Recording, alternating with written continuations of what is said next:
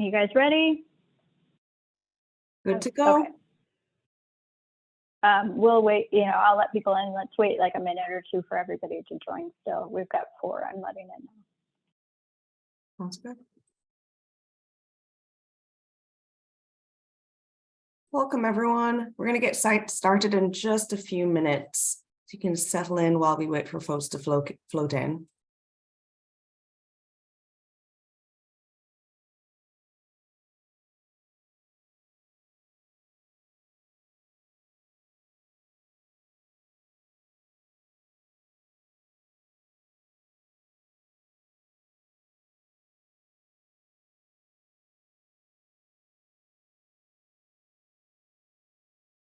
And while we're waiting for folks to trickle in, feel free to drop your name in the chat, pronouns, and where you call home.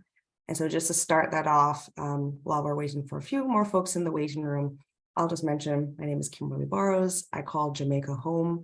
That is the land of the Tainos, and I use pronouns she and her. So feel free to drop that in the chat while you wait.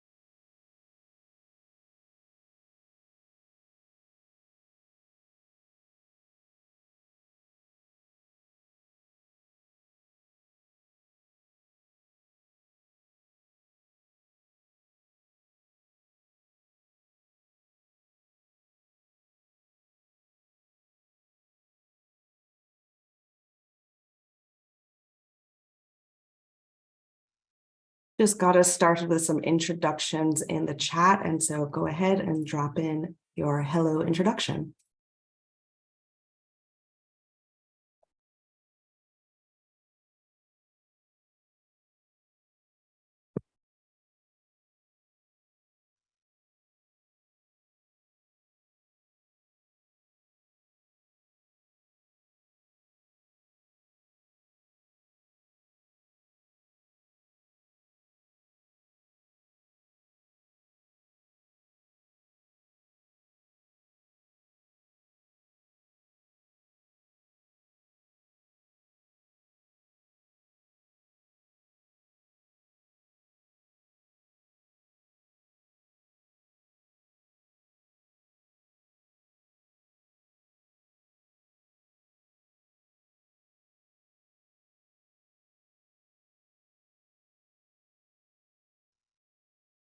Great. Welcome to all of those who are dropping in their information in the chat. So nice to meet you all. Really loving all the folks that are dropping in their native lands as well.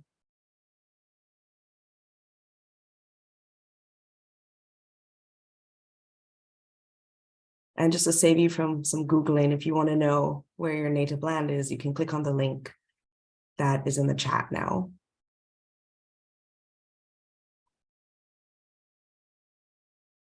Awesome. So while folks are doing that, we can go ahead and get started. We have a really great conversation today that we want to have with a few folks from the field. And so just wanted to start out by thanking everyone for coming to today's session. Today's session is titled Creatively Practicing Community Design, How to Make a Difference. My name is Kimberly Burrowes. I use she, her pronouns, and I'm a technical assistant manager at the Urban Institute and also a board member at the Association of Community Design. So really happy to have you all here with us today. So just to start out, for those of you who are new, the Association of Community Design, ACD, is a member organization that envisions a practice of design that dismantles systemic injustice and creates an equitable built environment. Through our programs, we provide resources, connections, support for practitioners working to advance equity and justice in the built environment. If you are an ACD member, thank you. We're so happy that you're here with us right now. You'll benefit from learning sessions, such as this one that we have today, as well as several other opportunities. And you'll be able to connect with peers, learn from experts, and like truly deepen your work. We have all of the information on membership rates and whatnot on the website. And for those folks who are new to this, just really wanted to welcome you into this space and have you join us in the work that we're doing. And it's a really great opportunity. For me being a board member since the beginning of this year, I really just enjoyed connecting with all the different peers that I've interfaced with who are true champions of this type of work. So some of the quick things that I'll mention is we do have a fellowship program. We are about to start our 2023 cohort, and we're open for all ACD members. So another perk of having that membership. So if you are interested in this, you have a little bit less than a month to apply. So you'll need to register by July 9th. So you can go ahead, click on our website, check that out. I'll also mention that for those who are ACD members, our annual membership meeting is going to be on the 29th of June. So that's coming up at 7 p.m. And to stay engaged, on the left-hand side of the screen, you'll see all of our information. Feel free to just take a quick picture of this slide so you have all the information here. On the right side, we are really excited to talk about this membership meeting we have. We also in October have our annual meeting, and so you can look out for more information on that. So I mentioned that this is the webinar that we have today. It's part of a 3-part webinar series. We had one last week, this week, and we'll have one next week, Tuesday. And the series is intended to encourage those working in the community design field to continue advocating for change and working in partnership with your communities.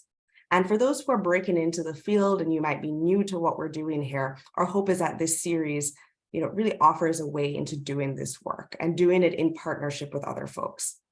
So this session right here in the middle of the slide, this is the second of our 3-part June webinar series. If you didn't catch our first session on June 13th, ACD members can look out for the recording in the coming weeks on the website. Another great way that another great perk of being a member.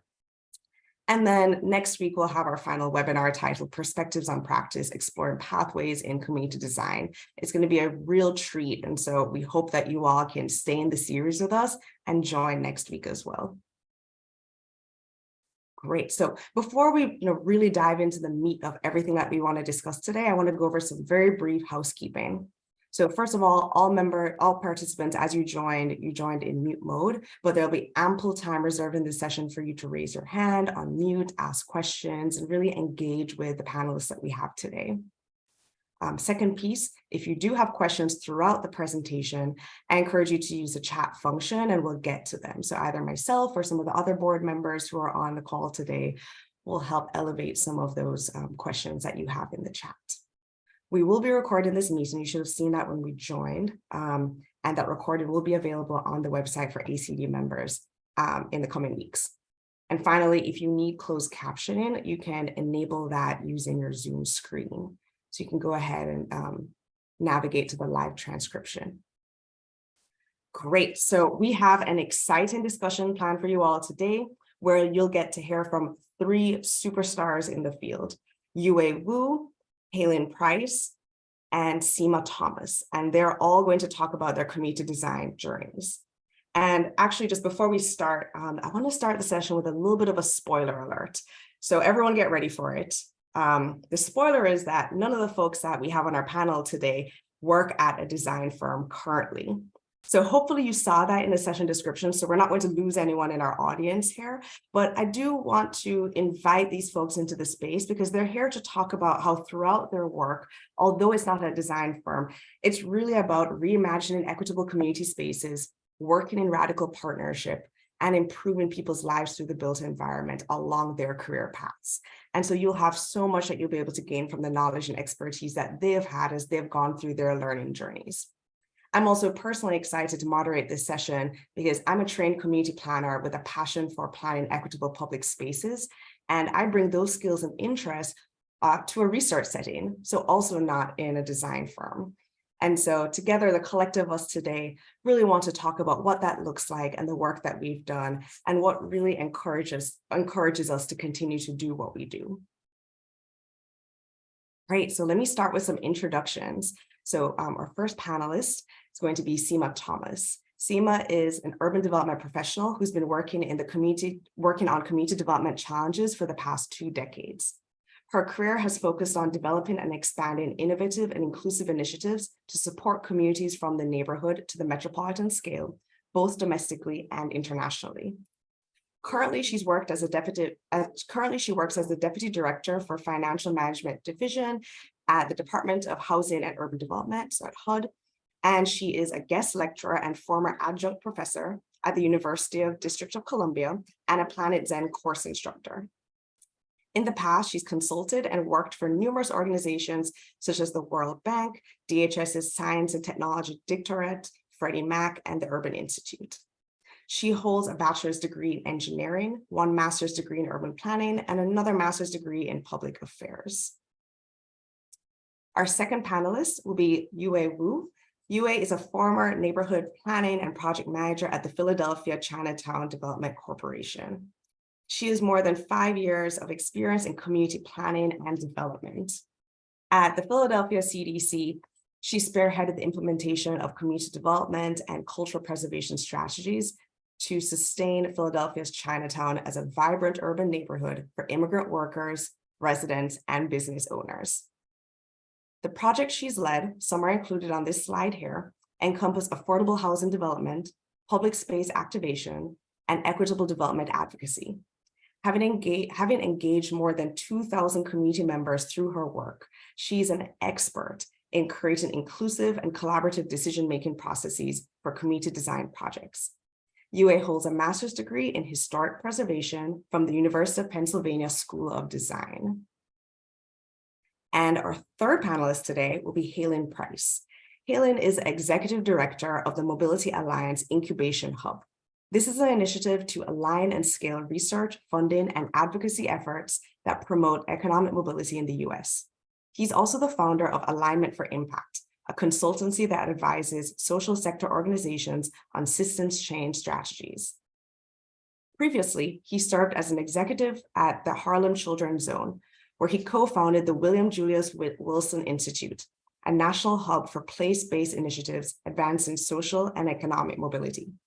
Hayling has also served as a consultant at FSG, where he's helped launch the launch of collective impact initiatives in communities nationwide. So I'm going to pause here and pull down the slides so that we can get into the conversation with our folks today. So happy to have you all join us, Hayling, Yue, and Seema. And I just want everyone who's here today, just imagine for a second with me that we are in my living room, sitting on some big fluffy couches. We have tea, maybe coffee if you prefer that, and we're about to dive into this conversation. So think of it that way as we start to talk about community design and community development and really hear how folks have thought about this. So I'll just start out by saying our audience today is mostly made up of architects, planners, designers, and lots of folks that really think about connecting the built environment to the community. So Seema, Hayling, and Yue, reflecting on your past positions, educational background, opportunities, all the pieces that I mentioned in your bio, I wanted to ask all of you, how do you think of or envision community design and community development? So really, why community design? Why does community development matter to you? And I want to go to you, Seema, just to start us off, just thinking about perspective as your background as an engineer, planner, educator, just give us a taste of what you think of when you hear some of these words. Thank you, Kimberly, and thank you for having me here today. So I spent my formative years growing up on the East Coast, living in major urban areas. So the Washington, D.C. area, Philadelphia, New York City, Boston. And in parallel, I was also studying engineering, systems science engineering to be specific. And while that might not seem relevant at the time, I was also looking at these cities and trying to understand the cities that were thriving, those that were maintaining, and those that were struggling, particularly vulnerable populations within each of those cities. And it was interesting because I took my engineering framework that I had, right, thinking about system science engineering, and I began to see how communities in many ways were a compilation of many different types of systems, whether it be a park system or a transportation system. And like our own bodies, you need it all to sync up and work together in order for a community to recognize or to meet their vision that they have in mind. And so it became interesting. I started seeing community design, like an engineer in some ways, as system modifications, or how do you optimize the system and make it better? And then that naturally leads to thinking about development, but like a system, you're always thinking about how it's going to continue to evolve and get better. And in our language, thrive, right? Not just be viable, but thrive. And for me, it has been an interesting pivot to go from system science engineering to urban planning, but in many ways, they're very similar when you apply the same frameworks of thinking about how to solve some of the most challenging problems faced by our communities. Awesome. Really love that, because that, brings in a more technical background into where you are today. Yue, I want to turn to you next, just, thinking about your background in historic preservation, cultural preservation. What do you think of when you hear community design and community development? Thank you, Kimberly. I'm so happy to be here to share my experience. So I was trained at the historic preservation, and during my education, I have learned how to preserve architecture and built environment. And I also worked with my classmates on a project preserving a low-income neighborhood in Philadelphia. And that really got me interested in preserving the intangible heritage, the cultural heritage of our urban neighborhoods. And that was why I started volunteering for the Philadelphia Chinatown Development Corporation. And I find out, although the organization does not talk about the preservation tools I learned in school, they talk about preservation of Chinatown a lot, and they use different tools and framework. They often talk about affordable housing, talk about small business, support for small businesses in the neighborhood, and talk about how to make sure the residents improve quality of life of the Chinatown residents. And I'm really interested in looking at the bigger picture instead of just built environments or architecture, historic buildings, and to look at more like how people interact with the built environment and how our work can help them to thrive in the built environment, and start to even expand in the neighborhood to give them more opportunities. So during my 5 years at PCDC, I was practicing as an urban planner, and I did a wide variety of projects, including affordable housing development, public space activation, and policy advocacy. And although that's not the skill I learned in school as historic preservation, but I learned through practicing and working with people in the community.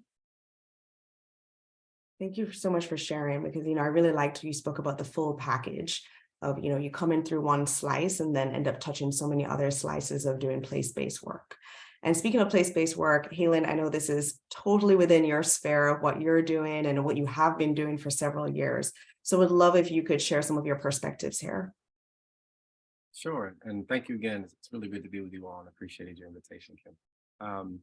So yeah, when I think about the frame design, which I think was your initial question, that for me is evocative of creativity.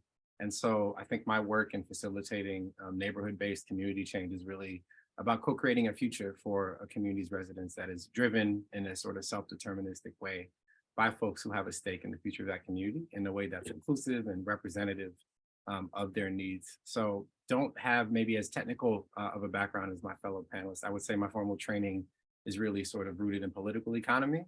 But as I think about neighborhoods, I recognize those as sort of the fundamental unit of social change in our society. And that's been sort of my unit of analysis and impact.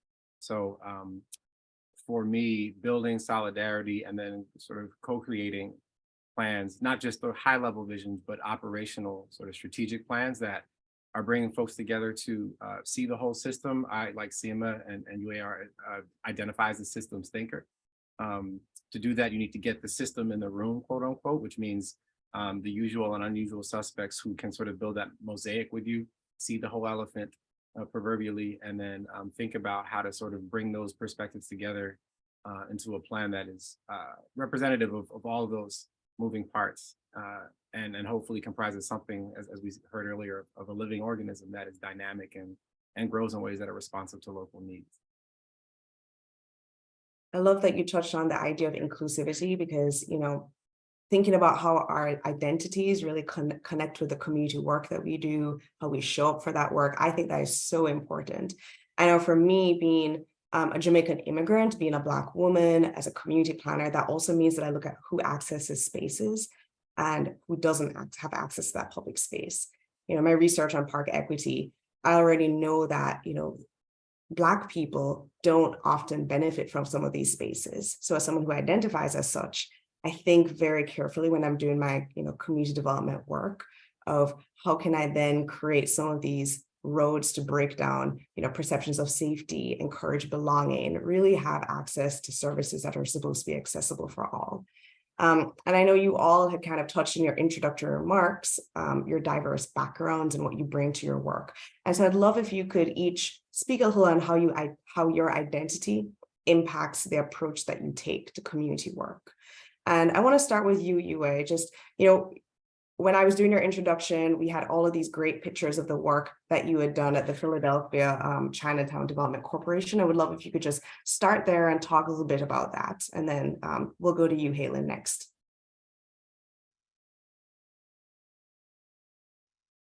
Sure. So I came to the US as an international student, and in China, I was the majority. I'm a Chinese. And when I immigrated to the US, I became a minority. And that experience, that contrast of the experience really, motivated me to think about my identity as a Chinese in America. And I find home in Chinatown because I feel a sense of belonging and accepted when I was working at the Philadelphia Chinatown Development Corporation.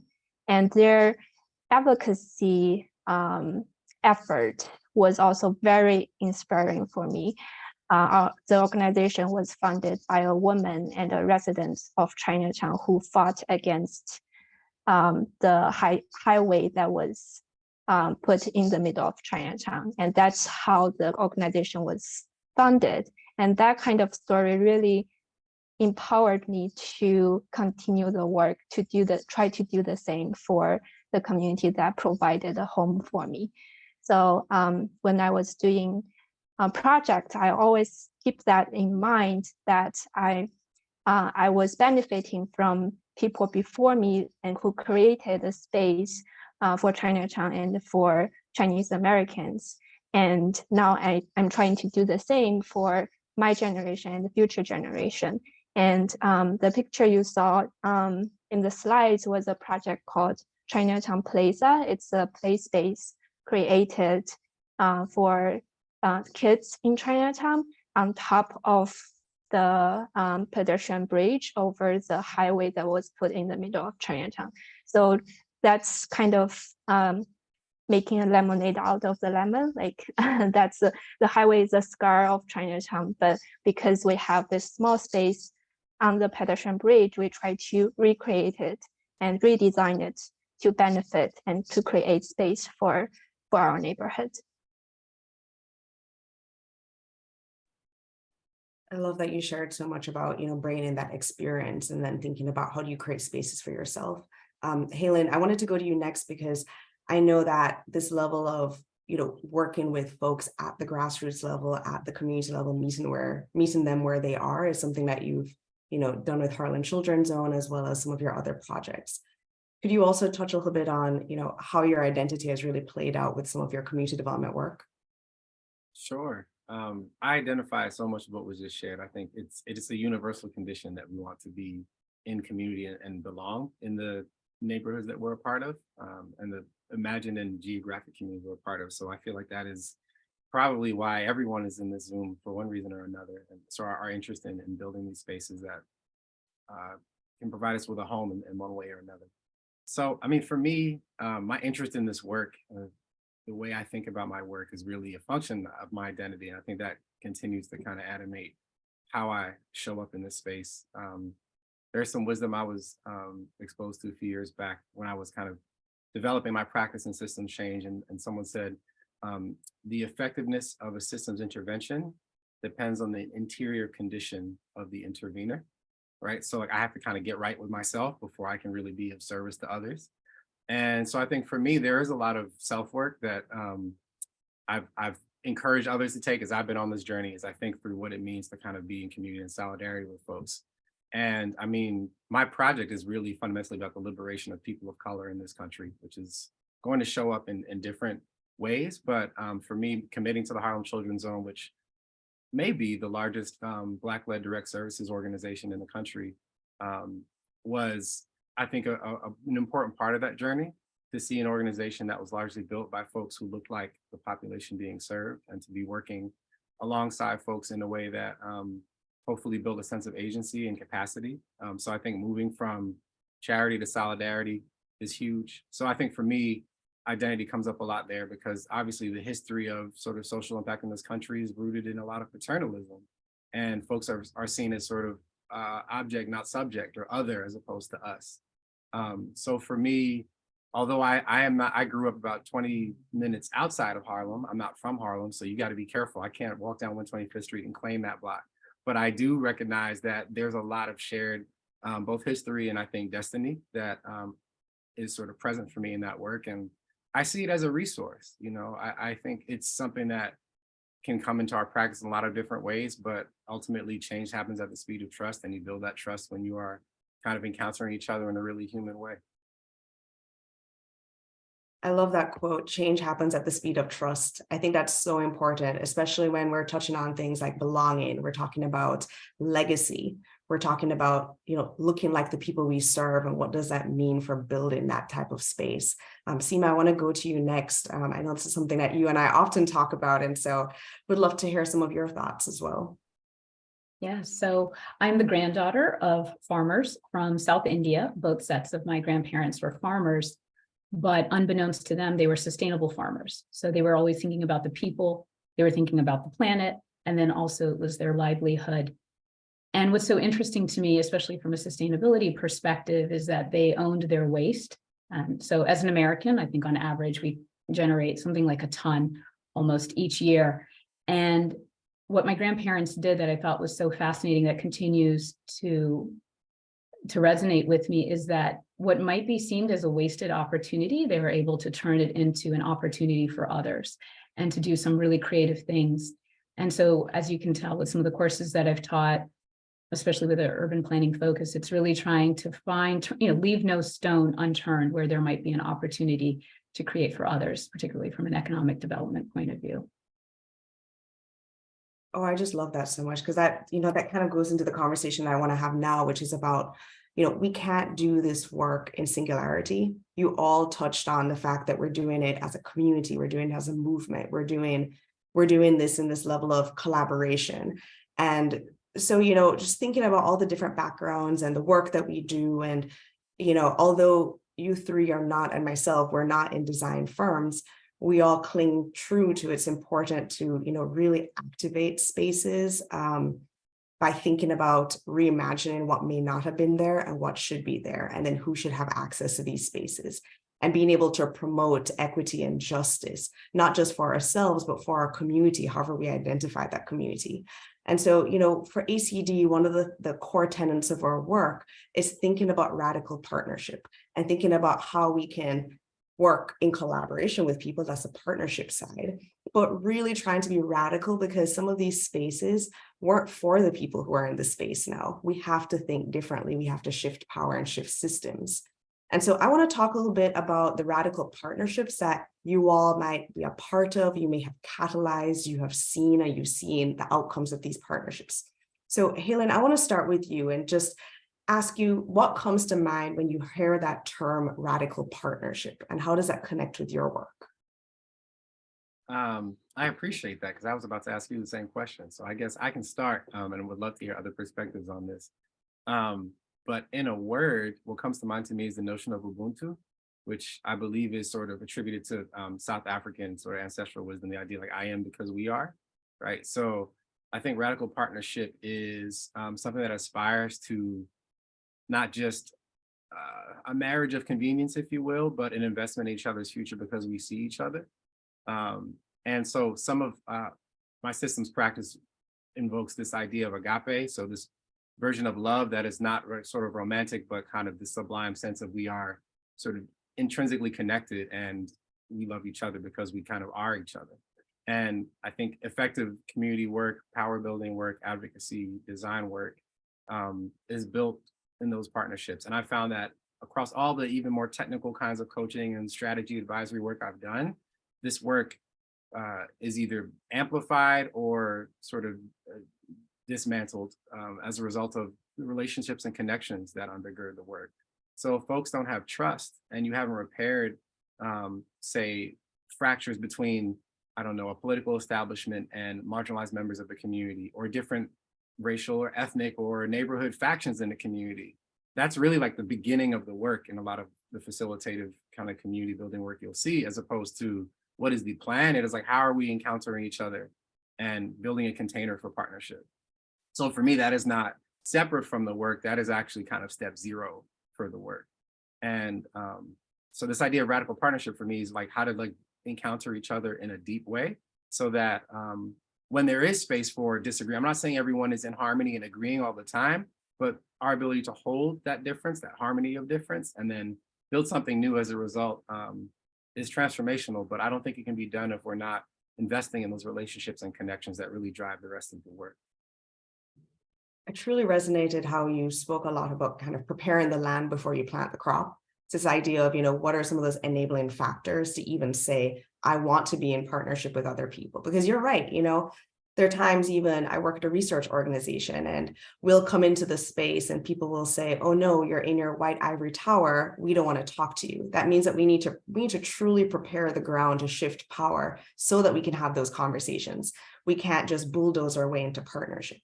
Seema, I know, especially with some of your past positions, the current position you hold at HUD, past positions as a professor, working with me at the World Bank, we've often been in those positions of we need to create radical partnerships. How do you do it in a trusting way? I'd love if you could share an example of how you may have done that in the past. Yeah.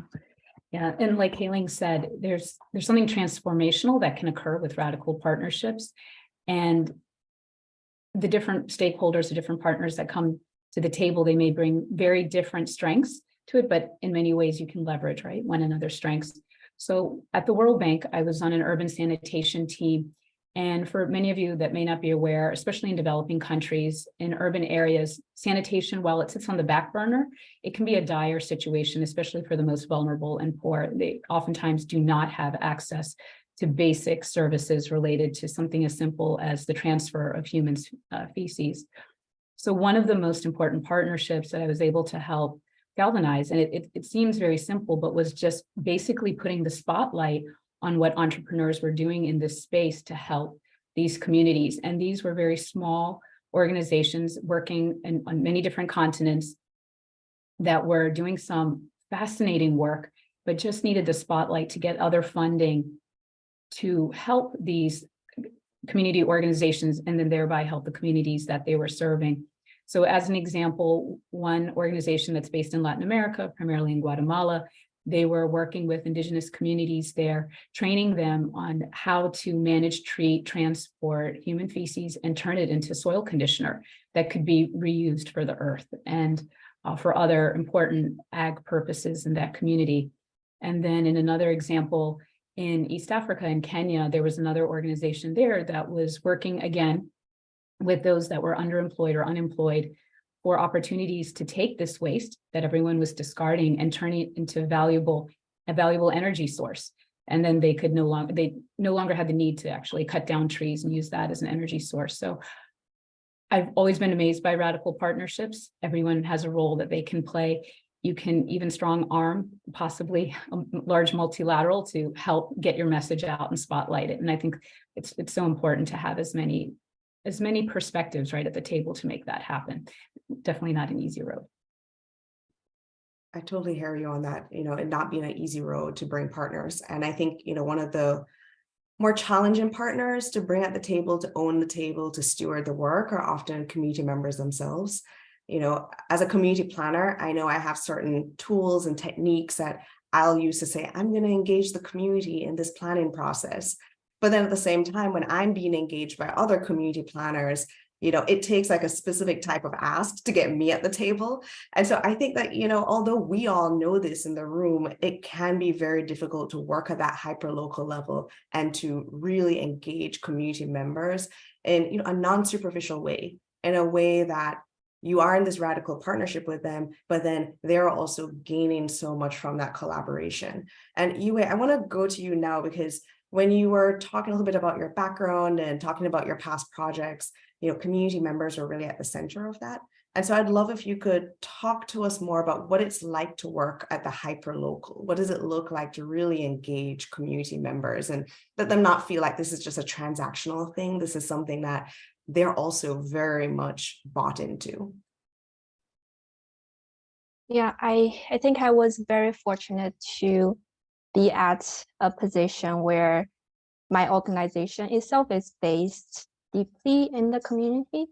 Most of my coworkers have deep roots in Chinatown, and they have a strong network, either because they grew up in Chinatown or they have been providing social service to community members for a long time. So I was able to rely on their network to begin the engagement process.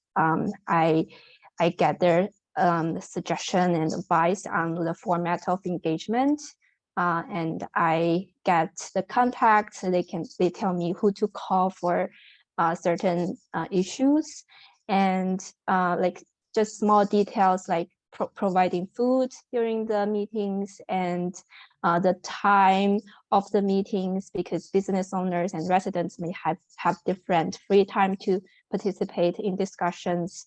Like this kind of format and design can really help to bring out people to participate.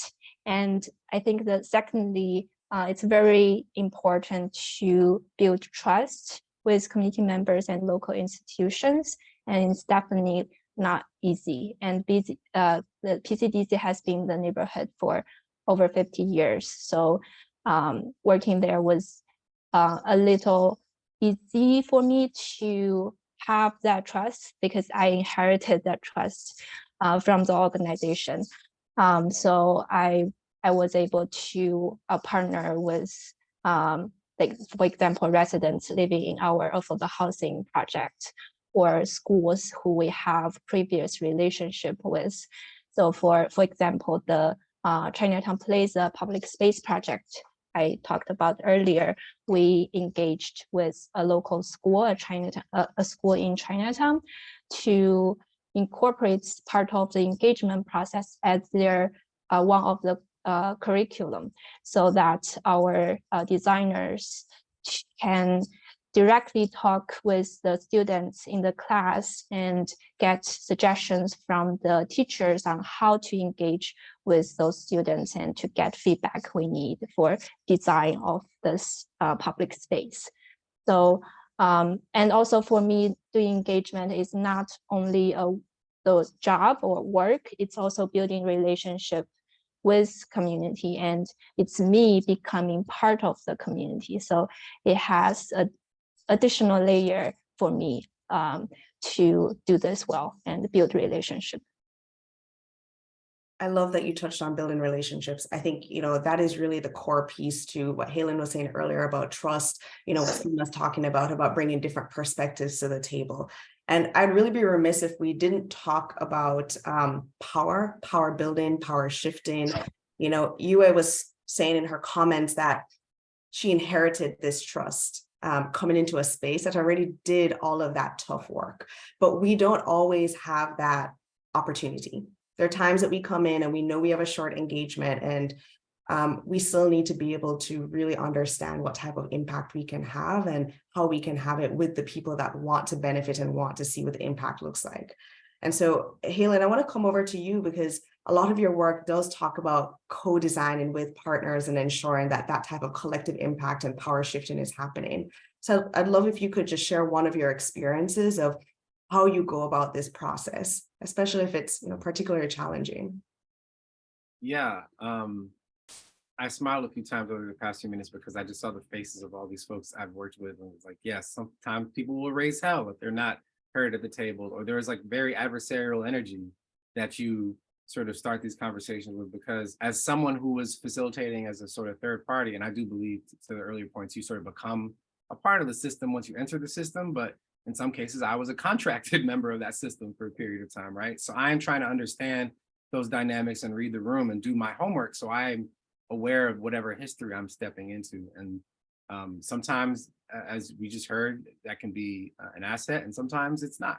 So for me, I try to do some sense making and really get a read on where that power lies. And in communities, you know, there is formal authority, whether it's like through elected office or sort of management of lending organization, community institution, but there's also I think often a higher leverage point, a deeper opportunity for impact through informal authority. And that is the, you know, the trusted community elder who shows up when they are called, or the organizer who maybe is not authorized by any institution, but is someone who has built power by connecting folks. Those trusted informants and sort of brokers that often move behind the scenes. And so how you get all of those folks, again, to collaborate and really see each other can be a really challenging process. So one example, I was facilitating some collective impact work in New York, and the thought was in this part of Staten Island, there was a real divide. Staten Island, as folks might know, is a pretty conservative pocket of what's obviously a more progressive city writ large. And so there was a challenge around basically stubborn under, I'd say lack of opportunity, not underachievement, but an opportunity gap between students of color and white students in the school district. So the idea was like, how do we develop a community-wide vision for sort of K-12 and beyond success for students of color? So we're working with the school district, we're working with the superintendent, along with community boards, local elected officials, parents, youth organizers, law enforcement, a pretty broad cross-section of folks. And during a pivotal meeting, I remember a Black woman who worked for that district speaking about the importance of sort of parents being heard. Come to the PTA meeting, show up when we invite you. You have these opportunities, but we'd love to hear from you.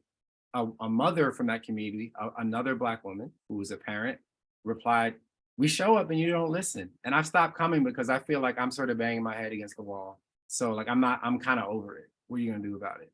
And after watching for a bit, I was able to sort of introduce an intervention to bring those two women into conversation with each other, not the sort of institutional hats they wore. I'm not a parent speaking truth to power, but I'm just a woman from this community who cares about this work. And on the other side, I'm not the brass from the school district, right? I'm just your sister. And it turned out they're part of the same sorority. So as we sort of unpack this conversation, all of a sudden this turned into a Delta Sigma Theta love fest. And then we got to get back to the work. Okay, well, how's the next encounter between this faction and that faction going to show up? And that day, that was the most important conversation we had, although there's a lot of formal business being done, but we're able to sort of pursue a pathway of healing and trust building that I think not only built a stronger coalition, but also I think built some power for key stakeholders in that community. So how we see each other and try to maybe renegotiate the loyalties we have to our organizations or our communities or our constituencies who tell us we're supposed to be in opposition is a really challenging thing to do. And again, requires some of that self-work, but those are the kinds of conversations that I think are when the biggest breakthroughs can happen. I truly love that example, especially because you're talking about different truths, because, you know, especially for us as planners, community designers, community development folks, we come in with a truth, which is usually mandated. And then you also have residents that have their own truth based on their experiences. So I just love that your example touched on the importance of bringing a platform for everyone to feel like they're heard. You know, that's kind of where belonging even comes from. I know we spent a ton of time just having rich discussion about community engagement, being inclusive with the work we're doing, being equitable and how to advance that. And I wanted to make sure that we spoke a little bit more about personal journeys as well, so that the folks on the call today can hear about how the perspectives that you three bring to the table has really, you know, translated to skills, to jobs, to the work that you're doing. And so Seema, I want to turn to you first. If you could share what the most challenging transition you've experienced, just in terms of translating your skills into a job role or job function. And I'll invite you here where you can share an example based on something in a formal capacity, or it could even be in a volunteer capacity. But any way that you've thought about, you know, really trying to translate those pieces. Yeah, so I would say perhaps the hardest aspect of shifting gears, right, transitions and so forth, there are always these unwritten, unspoken rules, right, or frameworks that different sectors, different roles are using, but they're not written out, right? They're not in a SOP, they're not in the job description. And it becomes important to know these because when you're trying to make a compelling or a convincing argument with the hopes maybe of a project materializing or moving forward, it becomes quite hard because you don't understand what to do to convince others around you. So for me, I have a minor in math, and that has been a useful skill from using my quantitative abilities and skill sets. But when I moved into working at the Urban Institute as an example, and looking at community transitions, in this case, it was looking at elderly populations and how they moved around. It took a lot of learning. It took a lot of learning of how to reapply and think and use those skill sets differently. And this is far more from a research perspective. But I have found that even certain skill sets, when I've moved on and I've worked at another research organization, and then more recently in more of a finance role, it's not the same terminology. What's needed to be provided to prove a point or to demonstrate the value of a project are very different. And so for me, it's been a journey of just learning and trying to keep learning, and also understanding that what I may have learned before may no longer be relevant. The unlearning process, wow, I think that's so real. For me, moving from being a practitioner to moving in research, there's been a lot of unlearning and relearning, and then understanding that those topics might actually be the same family. Yue, I want to go to you next and just hear about some of the ways that you've translated your skills. Yeah, the challenge I face is very similar. It's relearning and unlearning. I think I went through journey to kind of create or rebuild a new internal framework for my work at a community-based organization. A lot of the tools I learned through formal education is not actually applicable in the practice and specifically to the neighborhood. And I need to relearn what makes sense for the neighborhood and people living here. And some tools I learned before, like nominating buildings to the historic register, or make a historic district of like old neighborhoods, might not be welcomed in the neighborhood for various of reasons. And I need to reject those ideas and relearn new skills and tools, for example, storytelling through arts, or developing of the housings, and to meet the needs of people in the specific neighborhood. Great, thank you so much. And I just dropped in the chat, but I wanted to be able to pause here to see if folks in the audience have any questions that they want to ask to any of our panelists. Feel free to either raise hand or unmute and say your question.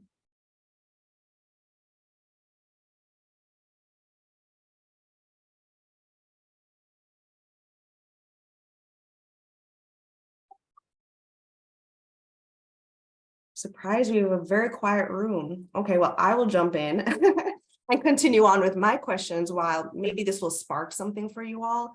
But we've just been having this terrific conversation and we pivoted to talk a little bit about personal journeys. And I often try and reflect on my own learning journey, especially when we're talking here about learning, unlearning, and relearning and all the different aspects of that. And I think about in the context of community design and community development. I'd love if, each of you could quickly share one important lesson that you've taken away so far throughout your career. It can be linked to community design. It could be linked to interpersonal relationships. It can be linked to anything. Seema, I'm going to start with you, and then we'll just quickly go through. So I come from a first-gen family, and before I embarked on my journey, right before getting into my career, I very much believed in merit and how merit can advance you and move ahead. But one of the biggest aspects that I've learned during my personal journey is that you can be a workhorse all day, but that's not enough, right? And being able to tell your story of the work that you've been doing, helping others. And it's an important skill because it also helps when you're working with your communities to tell their story as well. And I share that because that is something, as an adjunct when I was working at the University of District of Columbia, I was working with many first generation undergrad and graduate students as well. And that was something that I really tried to push and explain different career nuggets, because oftentimes it's important to have those different perspectives and create career pathways for them to be able to enter those rooms. But if people don't know what you're doing and they don't know the type of perspective that you can bring of having a lived experience, how important that is, not just a learned.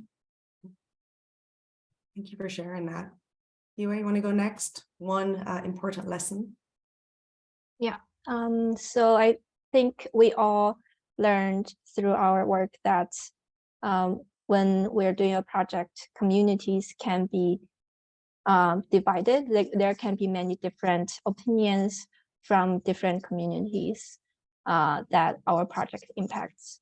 And I realized that it's really important to think about the decisions to be guided by equity. And we should always think about who decides, who benefits, and who pays the cost when we are making these decisions on what kind of needs should be prioritized.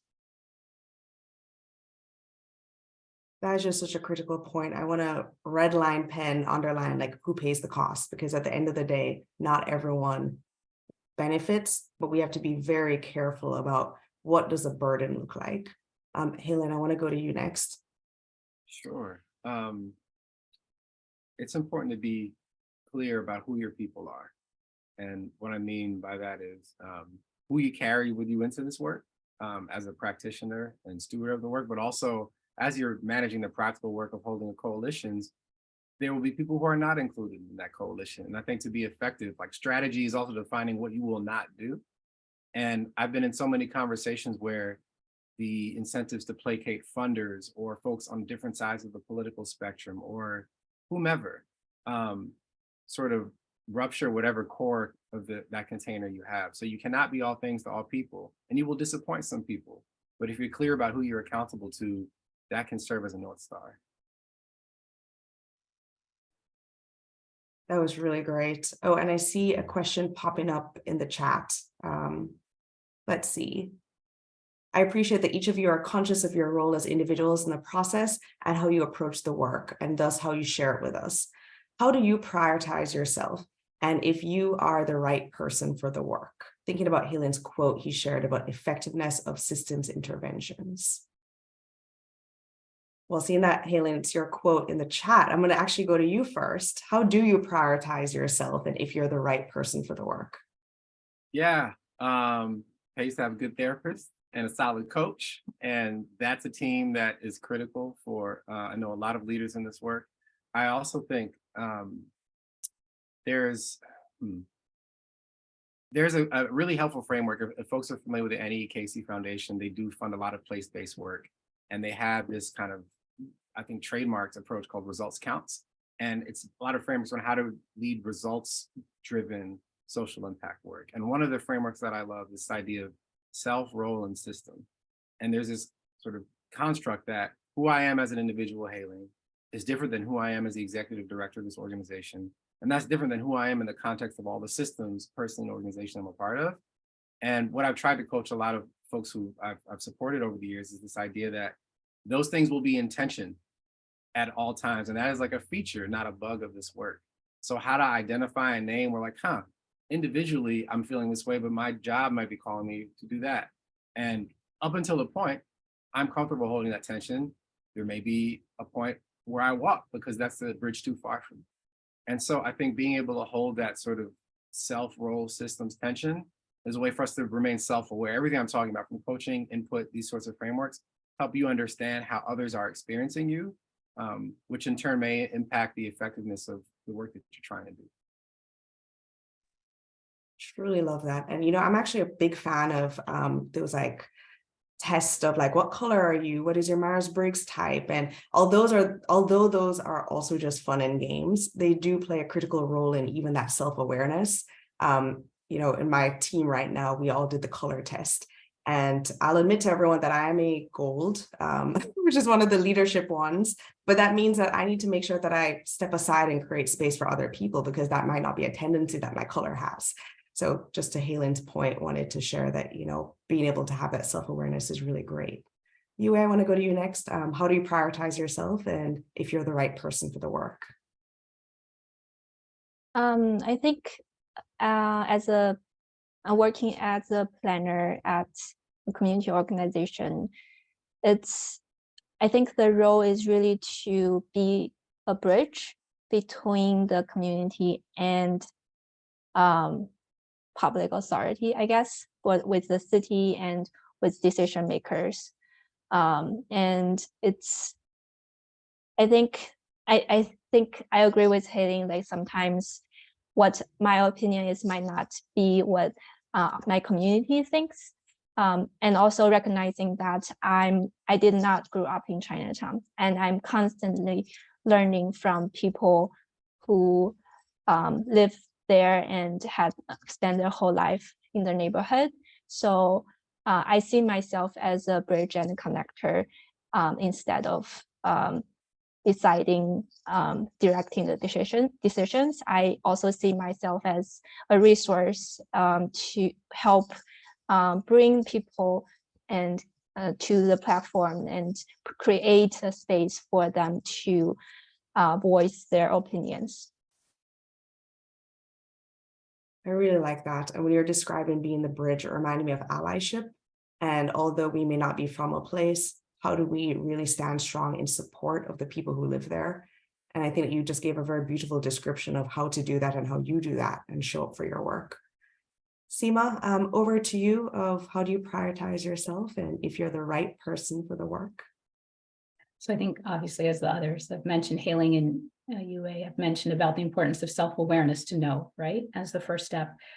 For me, what I try to do is maintain, and this is a simplified term, a roster of experts, but many different types of experts. So perhaps those with academic experience, but also those with the lived experiences. And I use expert with air quotes. And that's really to get additional perspectives, maybe outside of the room where the discussions are being held in the background, or even before some of the discussions start. And in many ways, that helps hopefully to offer perspective or to help better create spaces that make it comfortable for other people to express themselves and show up. Again, it's an iterative process, and each situation, each context is very different in how that unfolds. But I think I like the term sort of roster, just knowing that it's not one person, but it's one of many, many people. That's fantastic. I don't see any other questions in the chat, so I'm going to take moderator's privilege to close this out with a lightning round question with the last couple of seconds we have left. I would love to, the work that you all do is you have to be very vulnerable. You have to really like strip yourself away and think about, what Hayling was talking about of, self-role system. And so I wanted to ask each of you, what is one self-care thing you do? For me, I binge watch a lot of like trashy TV. That's my self-care thing. And so Yue, can you go first? Like, just tell us one quick self-care thing you do. Food. It's always food. I love that. Seema? Oops. I'm an urban walker. I will walk, and explore and let my mind wander and go other places, but also discover. Great. And Hayling, closes out your self-care. Music is my medicine. I spent most of last weekend in the studio. I love that. Well, thank you everyone for joining us today. Really appreciated all the time, panelists that you gave us, all the nuggets of knowledge, the wisdom you dropped. I know I speak on behalf of all of the ACD members here today that, we really enjoyed everything that you shared and resonated with quite a bit that you brought to the table.